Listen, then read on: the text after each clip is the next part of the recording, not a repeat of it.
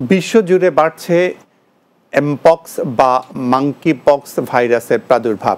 Africa ইউরোপের পর এবার এশিয়ার পাকিস্তানে সর্বশেষ রোগী শনাক্ত হয়েছে। এই রোগের সংক্রমণ নিয়ে বিশেষ সতর্কতা জারি করেছে দেশের ৩ আন্তর্জাতিক বিমানবন্দর। শনিবার এক বিজ্ঞপ্তিতে বিষয়টি জানায় বেসরকারি বিমান চলাচল কর্তৃপক্ষ।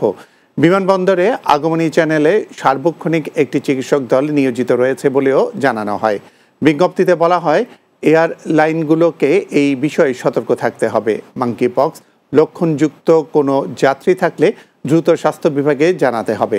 বাংলাদেশে আসার ২১ দিনের মধ্যে যাত্রীদের মাঙ্কি পক্স লক্ষণ দেখা দিলে ১০৬৫৫ নম্বরে কল করতেও অনুরোধ করা হয়েছে।